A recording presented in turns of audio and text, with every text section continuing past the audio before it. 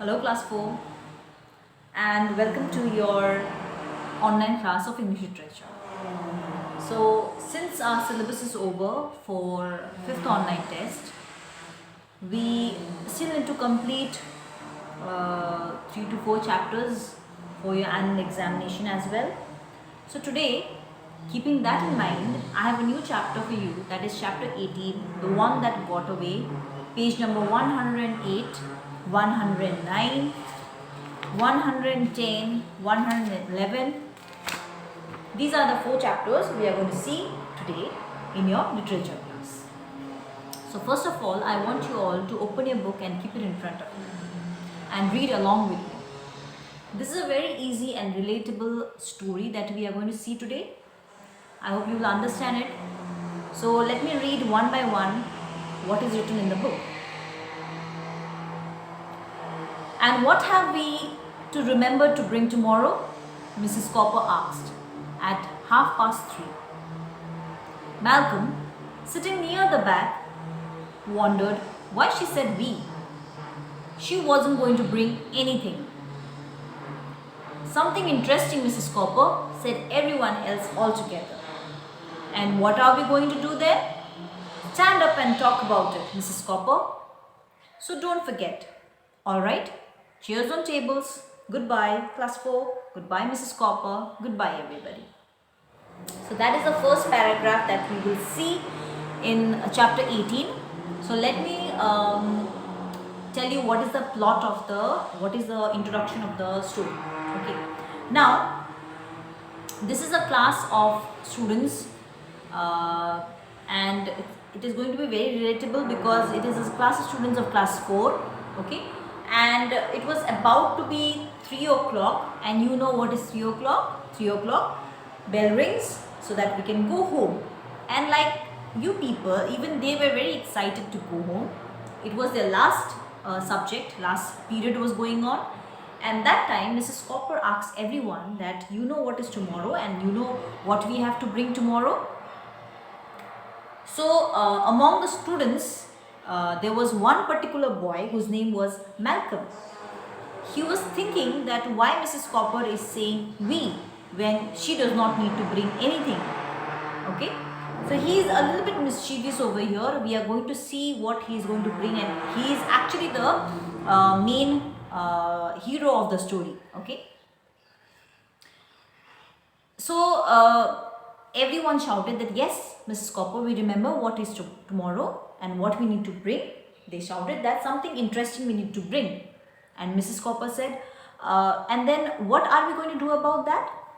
Then everyone said that we have to stand up and talk about it. Talk about what we have brought. What is it? And give introduction to the class. So when Mrs. Copper was trying to check actually whether the children remember or not. And when the children, when she saw that yes, children remember and we are going to have a fun period tomorrow. So it was 3 o'clock, bell rang, and then she said that cheers on the tables, which we don't do, but like she said that cheers on the table, goodbye class 4. And the class also said goodbye to Mrs. Copper, goodbye everybody, and then they leave for their home. But the story does not end here. We have next paragraph where Mrs. Copper had first told them to find something interesting, okay, on Monday. So this was said on Monday, okay, and today was already, now it was Thursday, okay. So Mrs. Copper had first told them to find something interesting on Monday. Now it was Thursday and still he had not come up with any bright ideas. And who is he? Malcolm. There were plenty of things that he found interesting, but the trouble was they never seemed to interest anyone else. So what Malcolm was interested, or what he seems that this looks interesting, was not interesting for other students or even the teacher. So that's why he was in great confusion that what should I take for the class. Last time this had happened, he had brought along his favorite stone and shown it to the class. So last time what happened is, I have noticed this, many of the children, you do what you do, and even I think even I have done it.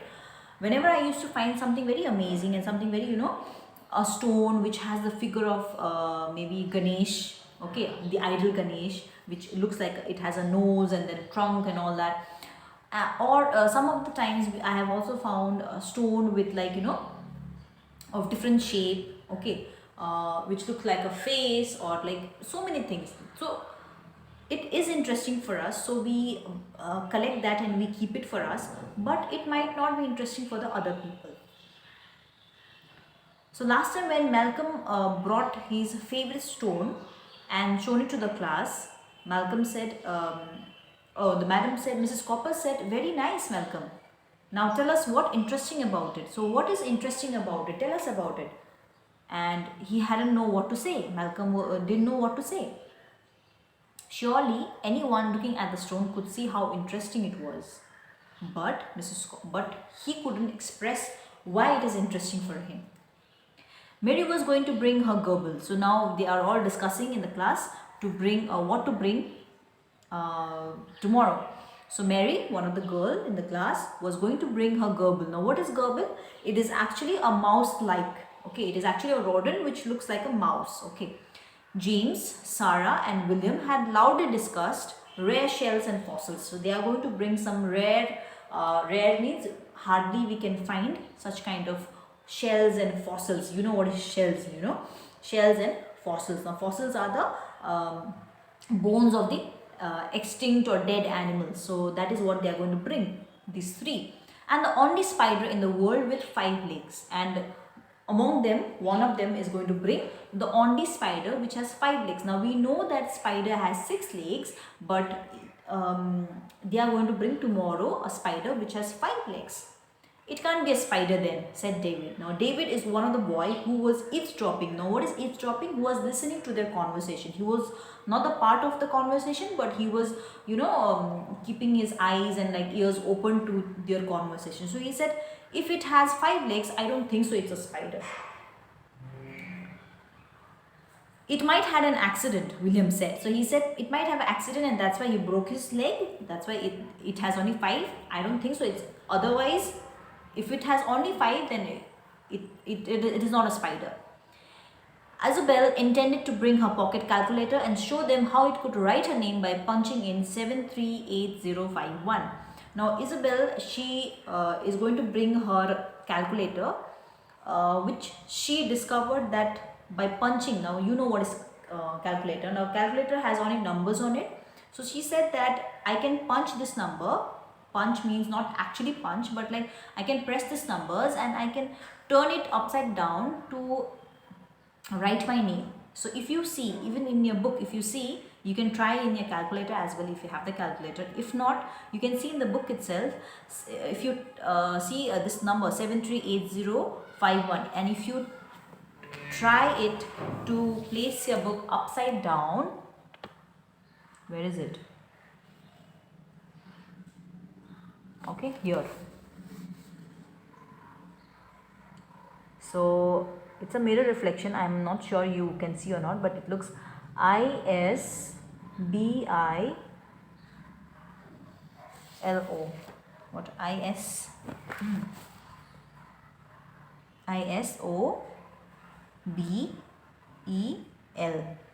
Isabel.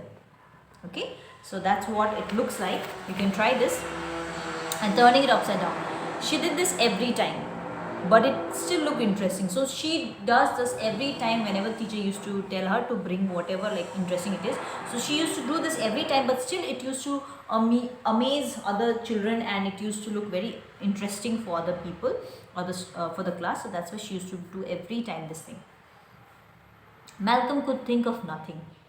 There was this only particular boy who couldn't think of anything to bring for the class. When he reached home, he went up to his bedroom and looked at the shelf where he kept important things.